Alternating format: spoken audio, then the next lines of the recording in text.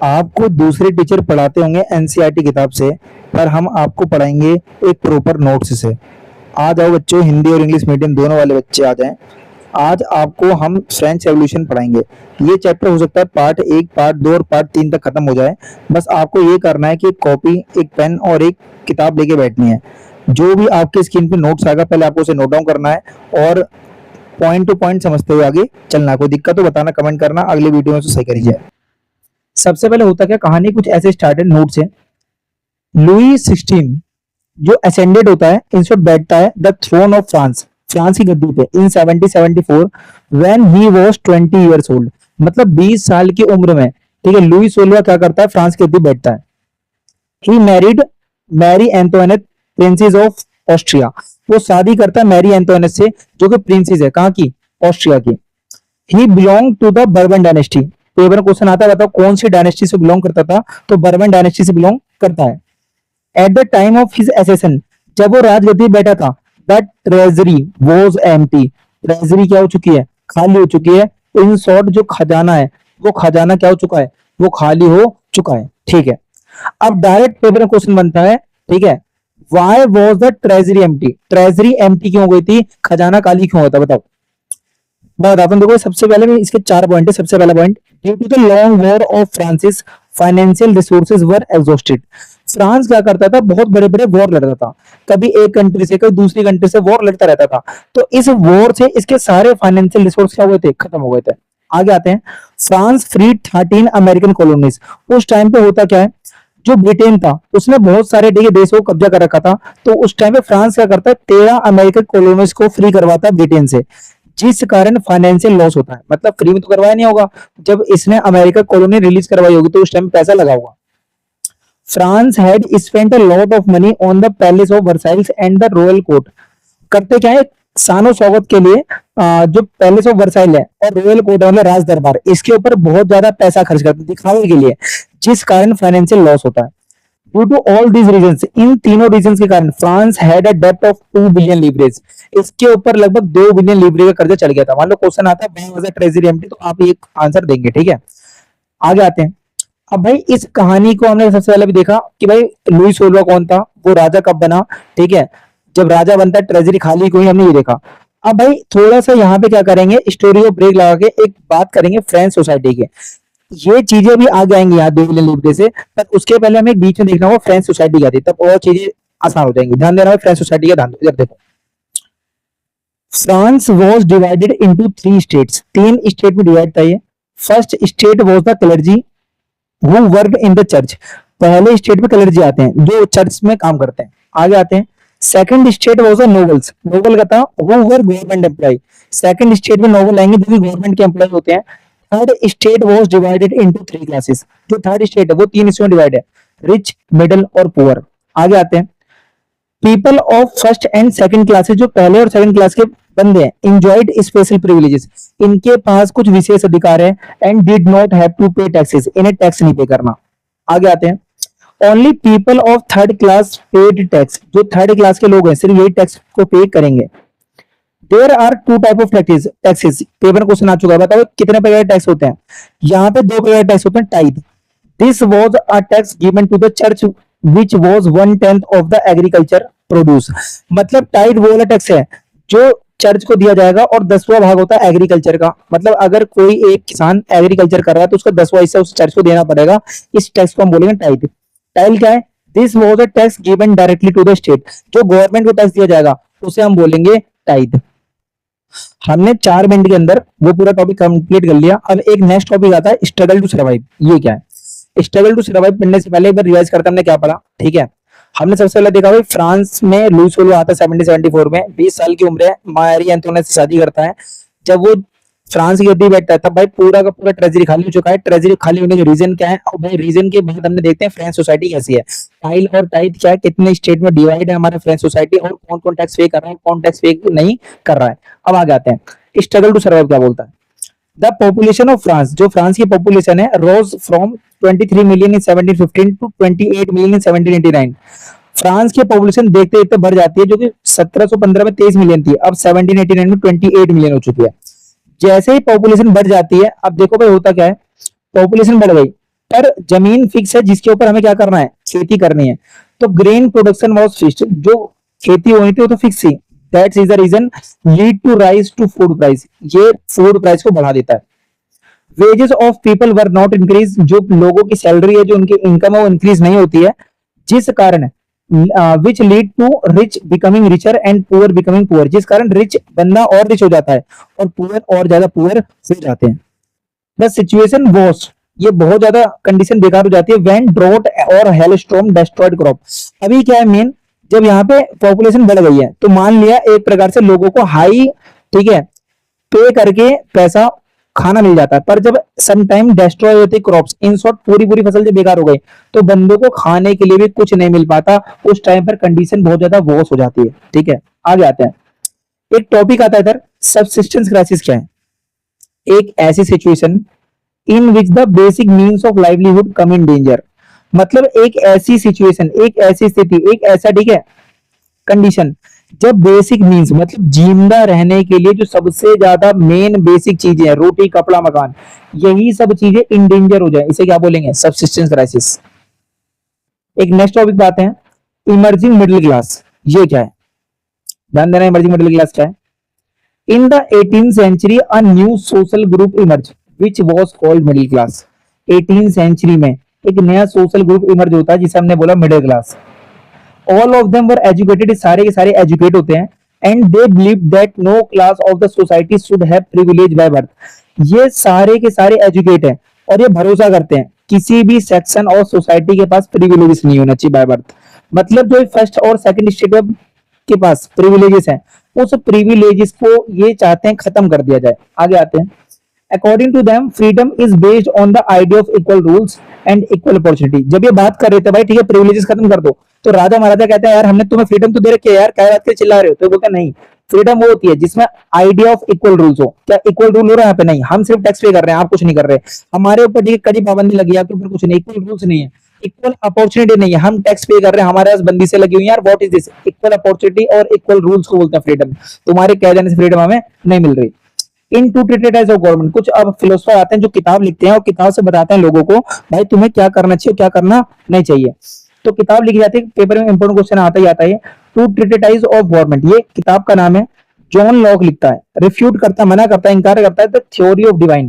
पहले के टाइम पे जो भगवान है उसके बराबर दर्जा दिया जाता था एक किंग को, तो ये मना कर देता है थ्योरी ऑफ डिवाइन, मतलब जो भगवान का दर्जा दे रहे हो तुम उसे, और एब्सोल्यूट राइट, ये बहुत ज्यादा ताकत है, जो बहुत ज्यादा शक्ति है, मतलब कुछ भी कर लेने की शक्ति राजा के पास, इन दोनों को मना करता है, इन दोनों को रोकने की कोशिश करता है। कौन?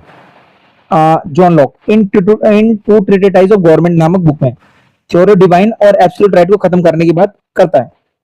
मांतेस्क्यू बुक लिखता है the spirit of laws. Montesquieu in his book named spirit of laws talked about division of power. ये बोलता है भाई हमें पावर की डिवीजन कर देनी चाहिए, जो पावर अभी सिर्फ किंग के पास है सारी सारी, ये हमें डिवीजन करना चाहिए बिटवीन लेजिस्लेचर, एग्जीक्यूटिव और जुडिशियल। आगे आते हैं। एक रूसो नाम का ठीक फिलोसफर आता है, ये बोलता है वन वोट वन वैल्यू होना चाहिए। इन his book the social contract, ये वन वोट वन वैल्यू की बात करता है अपनी किताब सोशल कॉन्ट्रैक्ट में। आगे आते हैं।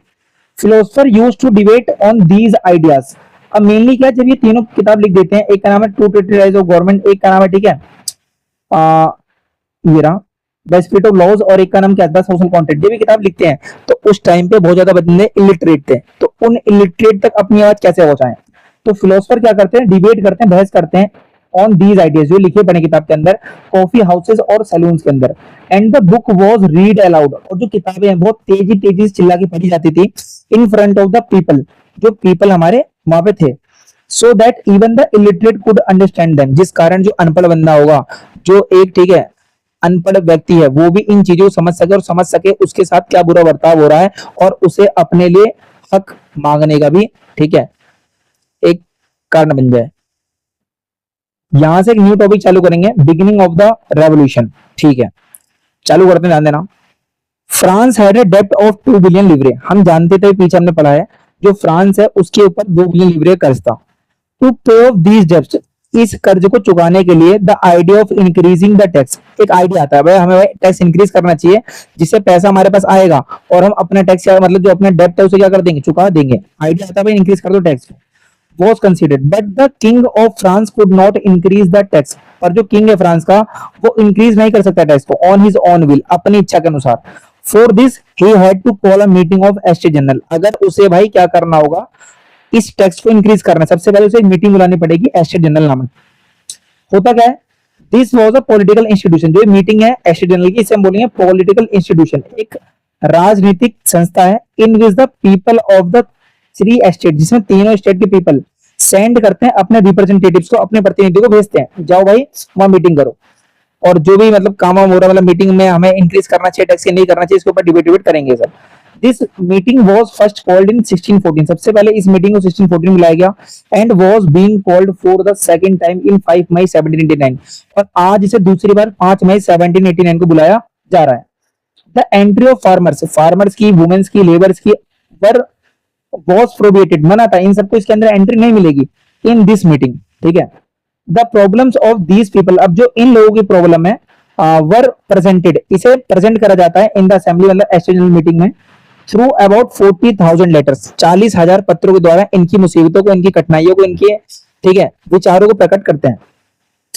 According to the rulers of the estate general, उस टाइम पे जो एस्टेट जनरल के रूलर्स थे, each state was accepted as one vote, हर एक स्टेट का ओनली एक वोट होगा। समझ में नहीं आया, समझाता हूं, देखो होता है, जैसे मान लो 3 स्टेट है, 1 2 3, उसके अंदर कितने भी पॉपुलेशन हो, बेशक 1 करोड़ पॉपुलेशन हो, we don't care about that, अगर उस 1 करोड़ ने, ठीक है, इधर मान लो पहले थर्ड में 1 करोड़ बंदे हैं, फर्स्ट में और सेकंड में मान लिया मैंने, ठीक है, 10,000 बंदे हैं, अगर 10,000 बंदों ने बोला भाई इंक्रीज कर दो टैक्स, तो उस 1 करोड़ की वैल्यू कुछ भी नहीं है, मतलब इधर one vote, one person one vote नहीं हो रहा, इधर हो रहा है वन स्टेट वन वोट, मतलब एक स्टेट ने जो कह दिया उसी बात मान लेंगे। समझा रहा है क्या बोल रहा हूँ, each state was accepted as one vote, but this time the people of third state demanded one person one vote, जो एक स्टेट एक वोट था, अब लोग बोलते हैं वन पर्सन वन वोट कर दो, क्योंकि ये किताब पढ़ के आ चुके हैं रूसो की, उसमें उसने बोला था भाई one vote one value, that is the reason estate general meeting में लोग बोलते हैं भाई मुझे वन पर्सन वन वोट चाहिए।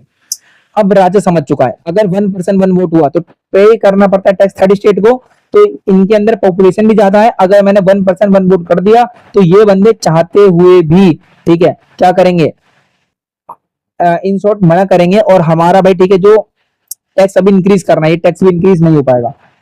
When the emperor rejected this proposal, क्योंकि वो समझ चुका था भाई टैक्स इंक्रीज नहीं हो पाएगा, ज्यादा पॉपुलेशन है, और ये फिर मना ही करने वाली, दैट इज द रीजन, ये मना कर देता भाई ऐसा कुछ नहीं होगा, वन पर्सन वन वोट नहीं होगा। The representatives of the third state, जो थर्ड स्टेट के लोग हैं, वॉकड आउट इन प्रोटेस्ट, ये बाहर चले गए इस मीटिंग से, बोलते हैं यार ये मीटिंग हमारी नहीं है। एंड ऑन 20 जून 1789, 20 जून 1789 को they gathered at the tennis court, वो टेनिस कोर्ट में मिलते हैं एट वर्साइल्स, जो कि वर्साइल में है, and form the national assembly, वहां पे वो नेशनल असेंबली बनाते हैं। सबसे मेन इंपोर्टेंट पॉइंट ध्यान देना, रिप्रेजेंटेटिव्स ऑफ थर्ड स्टेट के रिप्रेजेंटेटिव क्या करते हैं, एक शपथ खाते हैं in the national assembly that the assembly will not be dissolve, ये असेंबली तब तक खत्म नहीं होगी until a constitution is prepared, जब तक एक संविधान नहीं बनेगा to control the absolute power of the emperor, जो हमारे इस राजा की घमंड को, जो इस राजा की पावर को, जो इस राजा की शक्तियों को एक प्रकार से कंट्रोल ना करे। ये तो कुछ भी कर रहा है यार, ये तो हमारी बातों को नहीं मान रहा, ये कुछ भी कर रहा है, ये कुछ भी कर रहा है, मतलब कुछ भी, हमने इससे बोला भाई ये करो, वो नहीं करेगा, जो मन में आएगा वो करेगा, तो इसका मतलब क्या, हमें एक कॉन्स्टिट्यूशन बनाना है, और जब तक कॉन्स्टिट्यूशन नहीं बन जाएगा तब तक हमारी नेशनल असेंबली भी टूटेगी नहीं। कहानी थोड़ा और आगे बढ़ाते हैं। While all these was happening, जब ये सब हो रहा था, सब तो ले रहे थे, the crop was ruined, पूरी पूरी फसल बर्बाद हो जाती है, due to severe cold and the price of bread had risen sharply, क्योंकि बहुत ज्यादा ठंड पड़ती है, that is the reason price of bread had risen, जो फूड के प्राइस राइज बढ़ जाते हैं, due to which women looted the shops, अब वुमेन को शॉप्स को लूटना पड़ता है, क्यों, इतनी ज्यादा महंगाई है, हाउ दे कैन, ठीक है, बाय द थिंग्स, वो थिंग्स को खरीद नहीं सकती, दैट इज द रीजन उन्होंने शॉप्स को लूट लिया। ऑन द अदर हैंड, दूसरे हैंड पे क्या हो रहा है, तो एम्परर है लुइस 16वां, वो ऑर्डर देता है द आर्मी को to entry in Paris, Paris में एंट्री करो, एन एंग्री क्राउड अटैक्ड, अब यार ये जब बोलता है भाई जाओ पेरिस में अटैक करो, ठीक है, मतलब अरेस्ट करके लाओ लोगों को, तो भाई हमारी जो क्राउड है, जो भीड़ है, वो अटैक कर देती है बास्टिल पे on 14 July 1789 and destroyed. Sir समझ में नहीं, मैं समझाता हूं, देखो होता क्या, एक तरफ तुम्हारी जनता मर रही है, एक तरफ तुम्हारी जनता भूखी प्यासी है, उसे तुम्हें क्या देना चाहिए, उसे तुम्हें देना चाहिए, ठीक है, फूड, उसे तुम्हें देना चाहिए सहयोग, उसे तुम्हें देना चाहिए साथ, पर तुम बोल रहे हो जाओ यार अरेस्ट कर लो उन लोगों को। तो इसे लगा राजा का बहुत हो गया, अब तो हो रहा है हमें एडिशनल मीटिंग में, ठीक है, इसने पूरा बेवकूफ बनाया, आज हम सामान को लूट रहे हैं अपने पेट को भरने के लिए, जिंदा रहने के लिए, तो वो भी ये करने नहीं दे रहा। दैट इज द रीजन ये 14 जुलाई 1789 को सबसे पहले आज यहाँ पे इन्होंने रिवोल्ट चालू करा और बास्तील के एक पूरे के पूरे किले को ही तोड़ दिया, पूरा किला ही इन्होंने नष्ट कर डाला। बताओ कितनी तेज चाहिए हमारी जनता है भाई, सही कर रहे वैसे वो। आगे आता है आफ्टर द रेवोल्यूशन, जब ये रेवोल्ट हुआ, जब ये बास्टिल किला टूट गया था, किंग रियलाइज, किंग को पता लग गया the power of the people and therefore accepted the control of constitution. पता लग गया भाई अगर आज इन्होंने, ठीक है, बास्टिल का किला तोड़ा है तो कल ये मुझे भी तोड़ देंगे, इसलिए वो एक्सेप्ट कर लेता है कंट्रोल ऑफ द कॉन्स्टिट्यूशन। हाँ भाई मुझे कॉन्स्टिट्यूशन को एक्सेप्ट कर लेना चाहिए, मैं एक्सेप्ट कर रहा हूँ जो कॉन्स्टिट्यूशन बनाओगे, आई एग्री विद दिस, ठीक है। The national assembly was recognised on August 4 1789, 4 अगस्त 1789 को उसे रिकॉग्नाइज कर दिया गया, बोला गया जो तुम करोगे दैट इज ओके, तुम्हें आज रिकॉग्नाइज करा जा रहा है, तुम्हें मान्यता प्राप्त हो रही है, तुम सही हो, ठीक है भाई। तो यहां तक हमने देख लिया है after the constitution was made, जब कॉन्स्टिट्यूशन बन गया तब क्या हुआ ये देखेंगे पार्ट सेकंड में। पर पार्ट सेकंड में जाने से पहले ये पूरा का पूरा, ठीक है, तुम्हें एक बार रिवाइज करना है जो भी हमने इसमें पढ़ रखा है। कुछ एमसीक्यू क्वेश्चंस आएंगे नेक्स्ट पार्ट में, पार्ट 2 में। सबसे पहले तुम्हें उस एमसीक्यू का आंसर देना होगा, तब हम थोड़ा आगे बढ़ेंगे चैप्टर में, ठीक है। हिंदी और इंग्लिश मीडियम के बच्चे दोनों नोट्स कॉपी कर लेना, और इससे बाहर तुम्हारे पेपर में कुछ भी आने वाला नहीं है।